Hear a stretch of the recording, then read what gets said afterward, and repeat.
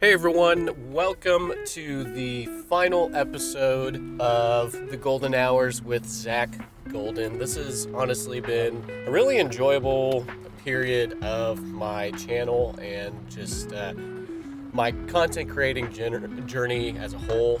But on Patreon, I was asked if I could speak into my filmography and some of the things that I worked on in the past, and I guess that there's a point to that. I've talked with a bunch of other talents and gotten practical feedback from them on what they would do differently.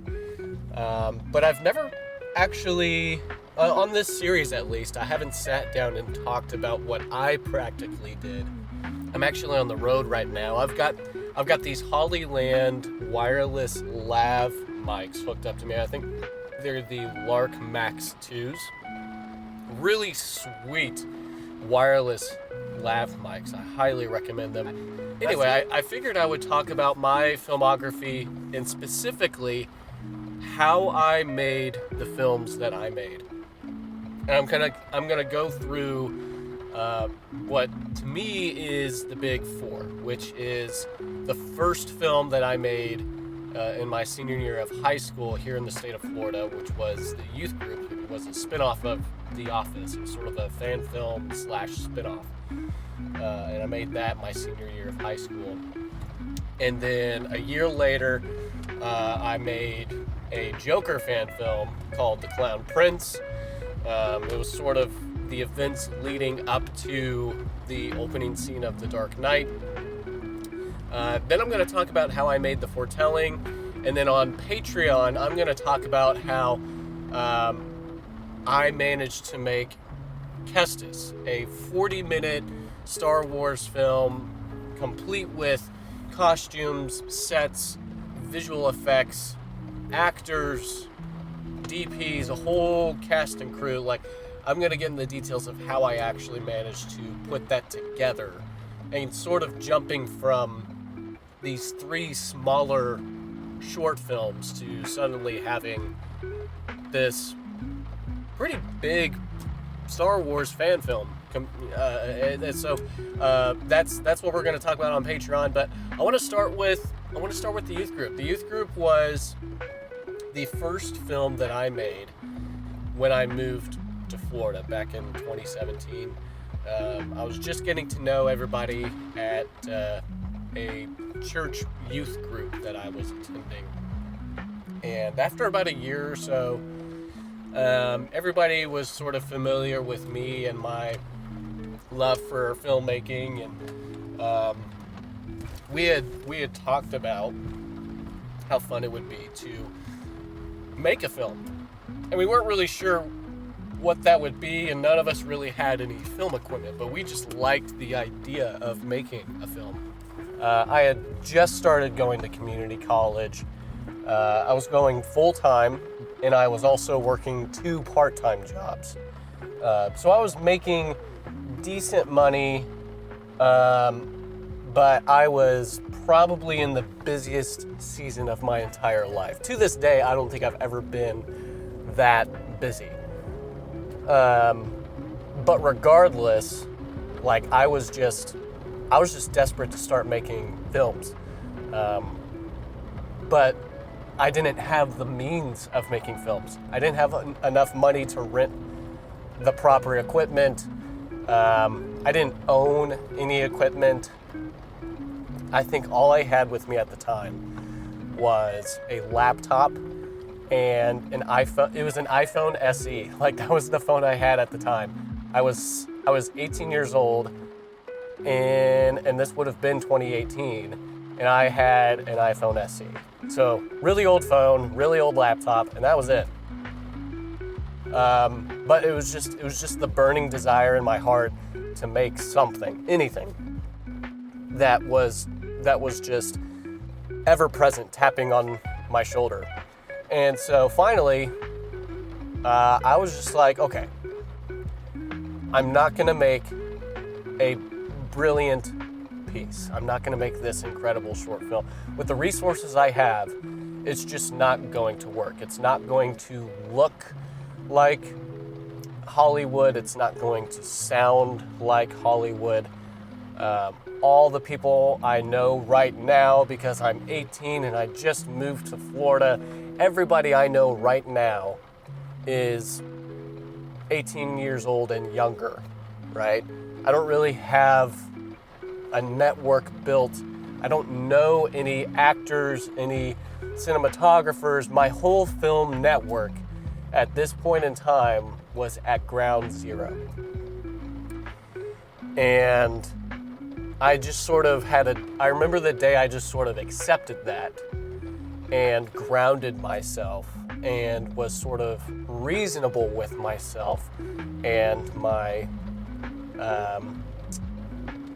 aspirations to make a film. It was just sort of being real with my situation.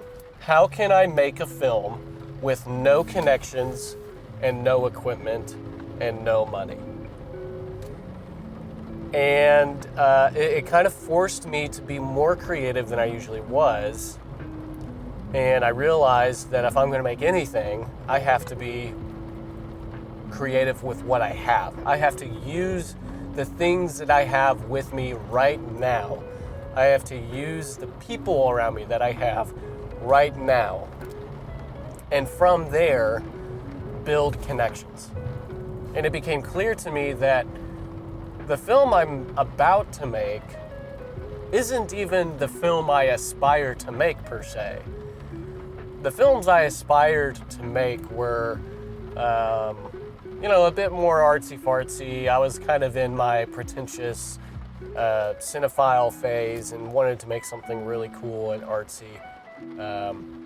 But I wasn't capable of that at that time, and I recognized that I was at a precipice where I could work towards that in different ways. So how did I make my first short film? The youth group that I was attending, we were all huge fans of The Office. We all knew that show forward and backward, and we were constantly quoting it, and just sort of built these multi-layered inside jokes that sort of revolved around the characters of The Office, Michael Scott and things like That's What She Said, or Dwight Schrute's mannerisms.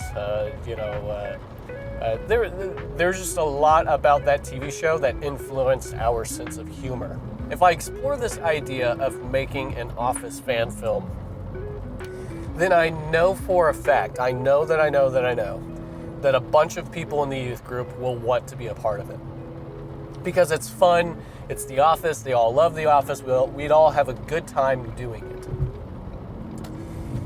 And lo and behold, that's what ended up happening. We started having conversations of making an Office fan film, and everyone in the youth group wanted to be a part of it.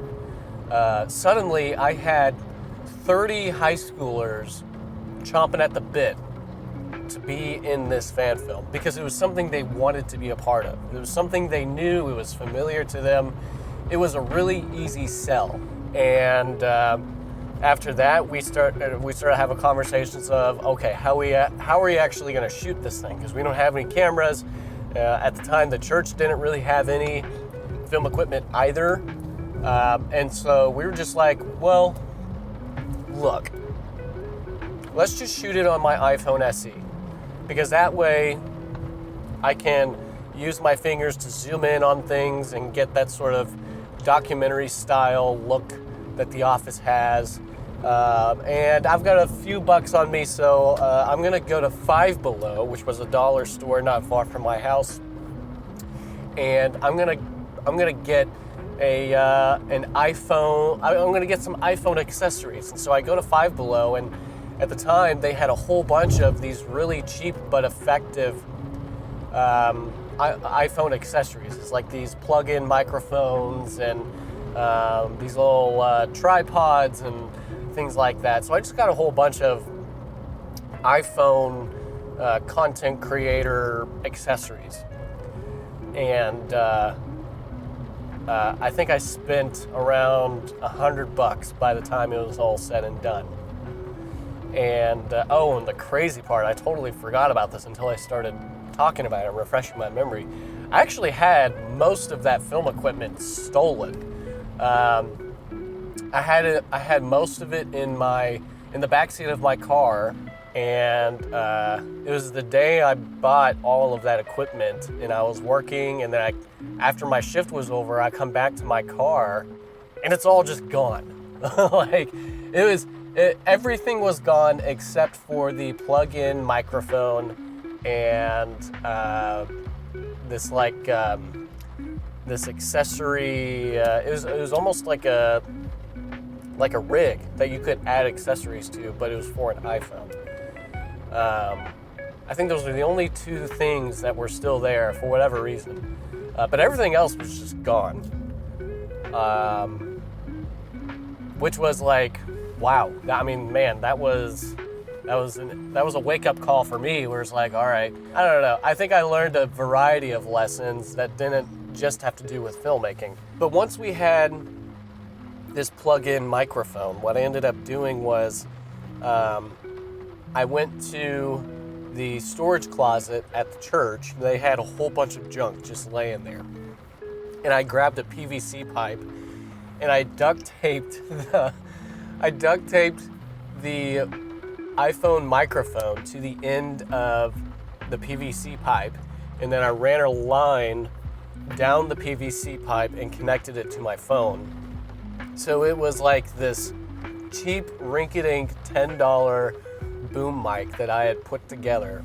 And then after that, it was like, all right, there's no reason why we can't start filming now. And so I think it was like every Saturday afternoon and every early afternoon on Wednesdays before church, the students would get together and we would just start shooting. Like, we had a script. The script wasn't super detailed. I really just kind of conceptualized situations and put up guardrails, and I kind of had this narrative outline in mind. But really, I wanted to create more of a space where me and my friends could have fun, and we can joke around and do whatever we want, but we also wanted to discover the characters we were playing. And ultimately, the concept of the youth group was, what if the kids of all of the main characters from The Office were in a youth group? And so you had the kids of Pam and Jim, you had the kids of Dwight and Angela, and you even had the kid of Todd Packer and Meredith Palmer, and just a whole bunch of really fun situations that these kids would get into, and you would see the hints of their parents coming out of their personalities, and just the different ways they interacted with each other was really fun to explore. And it ended up being this genuinely hilarious 30-minute proof of concept of this thing that we called the youth group, and an Office fan film spinoff. We released it, and I think within the first couple of weeks it got like 2,000 views, and since then it hasn't really moved a whole lot.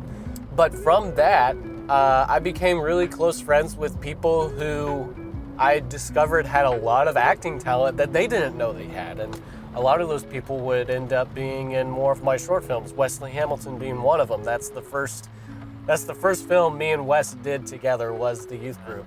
That would be the thing that I show my friends at community college, and we would laugh and talk about our, super low budget films that we, threw together. And I would show friends like Rachel DeBiccaro, the youth group, and it was a tangible thing that I could show potential filmmaking friends that would communicate that, hey, I'm a really fun, easygoing guy, but I also make films, and I'm really adamant about trying to network and grow my portfolio. And because I had the youth group, I absolutely give that film the credit of establishing my film network in the state of Florida. without the youth group, I wouldn't have had the friends and the connections that I have today, some of those core relationships that I have today. While the youth group wasn't necessarily the film I wanted to make at that time, I learned a really important lesson, which was no matter what circumstance you're in, as a filmmaker, you have to work with what you have. Even when you have a nice budget, even when you have all the resources at your fingertips, a filmmaker's job is bringing the best out of what he has. He's going to take those resources and think to himself, okay, how can I optimize each of these resources I have at my fingertips? And that's sort of what the youth group taught me at the time, was the power of creativity. When you have limited resources, that you can create an entire story where an iPhone SE and a PVC pipe boom mic is all you have equipment-wise. But you can think of a story where those limitations are actually a strength. And even today, I'll go back and rewatch the youth group, and the fact that it's shot on an iPhone makes it feel more real. Like there's something about it that actually feels like you're seeing real events. And I think I actually included a moment in the opening scene of the youth group where we established that the camera crew that's filming the episode are high schoolers and they're doing a school project, right? So we made the iPhone and the PVC pipe boom mic part of the story. We made them characters within themselves, which almost gave the film permission to look bad. And so if you have 30 minutes, I would check it out and just see, like, here is Zach Golden in the early stages of his filmography, and here's Wesley Hamilton before he was Cal Kestis. It's a really fun watch. And there's a lot of really silly moments between me and Wes to go around, and so I highly recommend that. That's how we made the youth group. And it was about a year or so later that I came out with The Clown Prince, and by that point I had made a couple of friendships with people who were actors, with people who had camera equipment, and I credit that to community college. I would say about half the cast and crew that were there were people that I knew from community college. So while I struggled educational-wise, like the necessity of college education, while I struggle with that concept, at the same time, the social networking that comes with community college was really important to my coming up as a filmmaker, because I wouldn't have met Rachel DeBicaro, I wouldn't have met Jack Heckler, I wouldn't have met all sorts of students who had access to film equipment, which was a huge thing. If you don't have film equipment per se, but you want to make a film, I don't know, I would consider going to your local community college and just getting enrolled and doing a couple of years of schooling. Because at least in that space, you get exposed to other people who have equipment, who have the same passion that you do within reason. You could also try Facebook groups. Go to Facebook or filmmaking Facebook groups, and you'll see a whole variety of people in your area who are making films and who have film equipment, and that can be sort of your foot in the door. But community college is how I did it. And so about a year or so after the youth group, I realized I had the capability of shooting something on a DSLR, on better audio equipment, and I was like, you know what? I think it's time I tried to do something a little more serious. But I recognize that I don't have the money to pay people. I was still working a lot. I was still going to school full time. So it wasn't like I had enough money to pay a whole bunch of people and, shoot this massive film.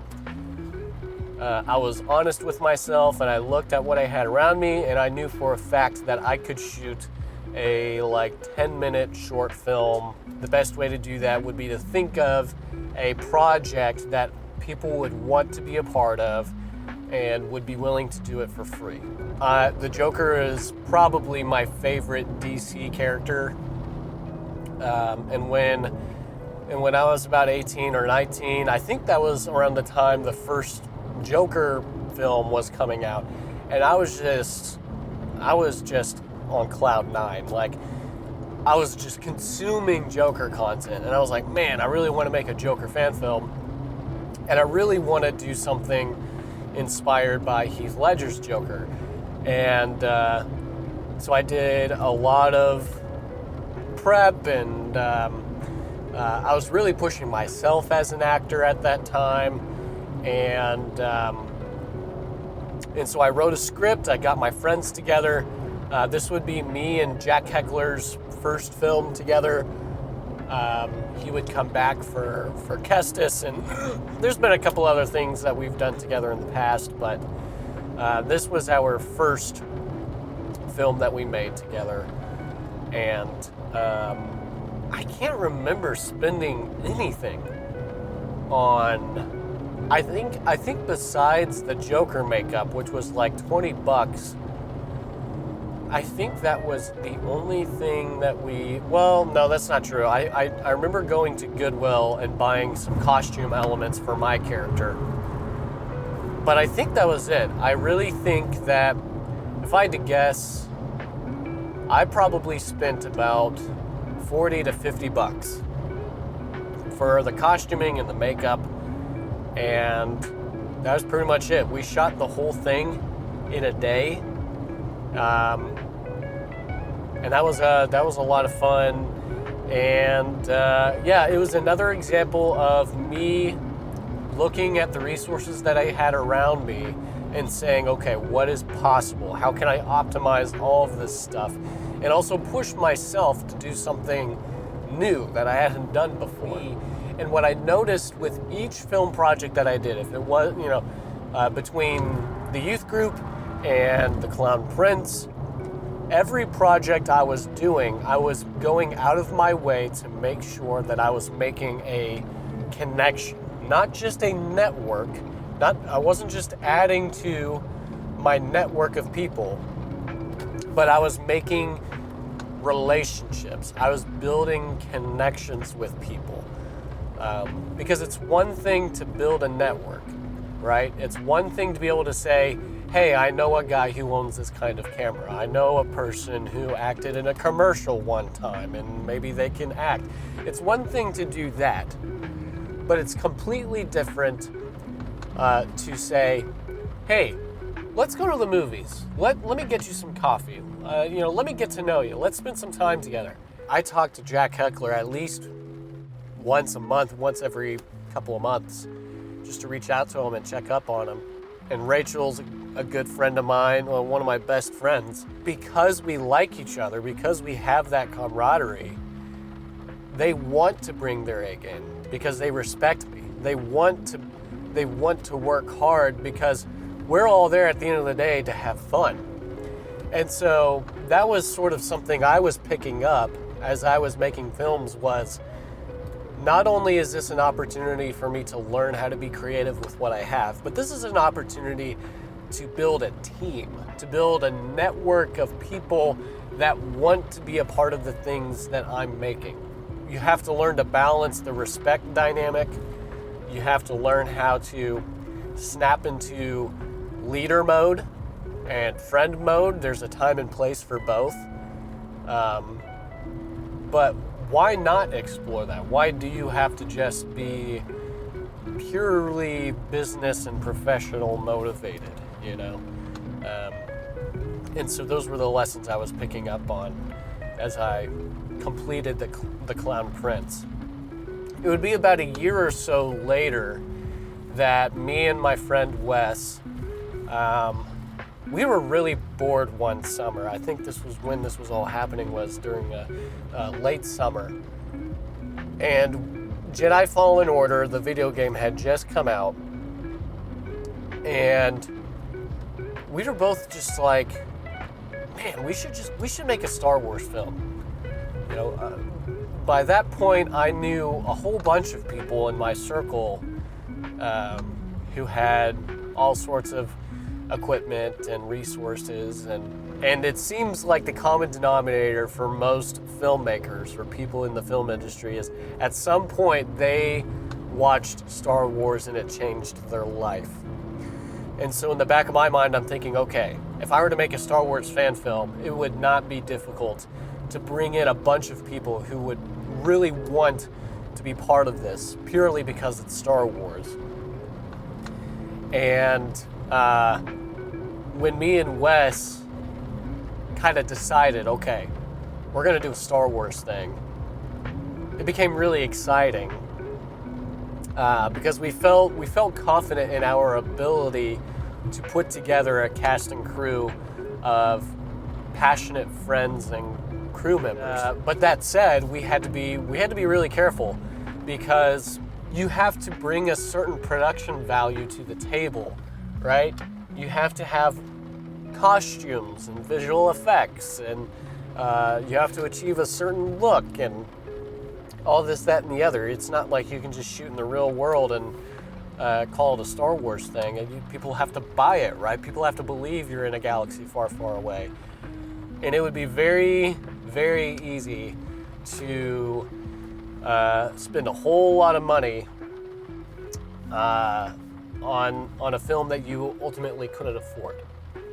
So again, it's another scenario where I have to use the resources that are at my disposal and ask myself, what can I get away with? And of the things that I can get away with, how can I optimize it to its best potential? And going into it, I had this attitude of, I don't want to do the same typical Star Wars fan film formula. If I'm going to make a film, I want to bring my A game, and I want to make it unique, but I also want to make it the right amount of familiar so that you feel immersed and you feel like you can trust me as the storyteller, as the director. So I want you to be able to enjoy it, but at the same time, I wanted my Star Wars film to feel really unique compared to what other typical fan films were, which frankly, most fan films are about some Jedi running through the forest and he's getting chased by some dude with a red lightsaber, and that's about all it is. It's just two dudes in the woods having a lightsaber duel, and somehow I'm supposed to care about both those characters, and I never do. So I wanted to basically tackle that formula and deconstruct it in a way where you genuinely are invested in both of those characters. And so there were aspects of that trope that I wanted to approach in a unique direction, and then there are other aspects of that trope that I just completely wanted to ignore. Like, I refused to shoot in the woods. Like, that just wasn't an option to me. I just wanted to think of just some other ways that we could tell a story location-wise. And this is in Florida, so we have access to beaches, and we have access to really cool hiking trails and state parks. And so we just got real creative with our locations. And we may or may not have done some guerrilla shooting, sneaking into certain areas and shooting what we need and then sneaking out.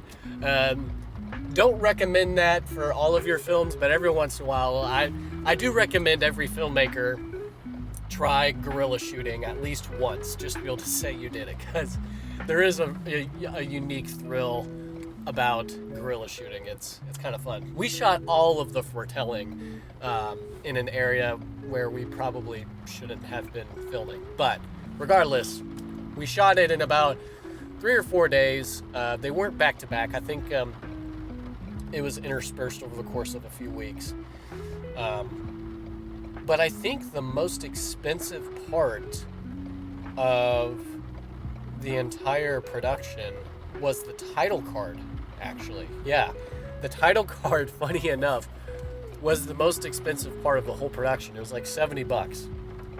And then after that, it was like costumes and all that stuff. Everything else, from equipment to the cast and crew, we were all there. Every single one of us, we were all there voluntarily.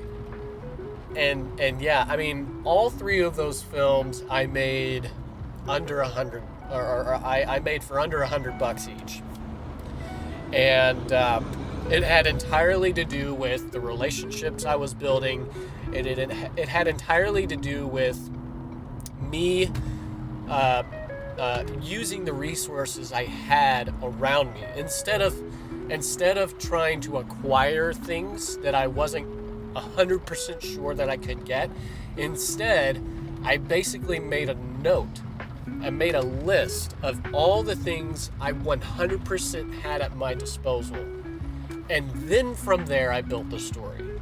And then from there, I asked myself, how can I optimize my resources? Because I think from there, it just gave me some reassurance, and it gave me the confidence to step into my project. Instead of being nervous about whether or not I could get this thing or be able to afford that thing. And it just sort of put me at ease and helped boost my confidence as the filmmaker. So those are my recommendations. If you're on the super low budget side of things, or maybe you have no budget, you just can't afford any of those things, you can still make great films. You can still tell really fun stories, but it requires you to be super smart and creative with the resources and the friends that you have at your disposal. So next we are going to talk about Kestis and how I made that film. We're going to talk about how I was able to make a 40-minute Star Wars fan film involving costumes, visual effects, constructed set pieces, paid cinematographers, and a full cast and crew. I'm going to talk about how I made all of that happen. But first, we're going to cut here on the YouTube and Spotify platforms. If you're interested in checking out my Patreon, look me up at Zach Golden. There's all sorts of really cool things happening, and there's going to be really cool things that continue to happen. Just because we're ending the podcast doesn't mean that we're saying goodbye to the Patreon page as a whole. There's exclusive concept art and behind-the-scenes footage for Kestis, and blog posts, and exclusive videos that you won't find on YouTube or anywhere else. Also, some short films that I've made that I don't plan on posting on YouTube either. So just lots of really cool insider access to what's happening with me and my journey as a filmmaker. And there's a 7-day free trial for all tiers. So there really isn't any reason why you can't sign up for the most expensive tier and then check out after 7 days. Just check out the content we have going on over there, and be in the know as I continue my quest as a filmmaker and a writer, and all of the above. So with that said, thank you so much for listening to The Golden Hours with Zach Golden, and cut.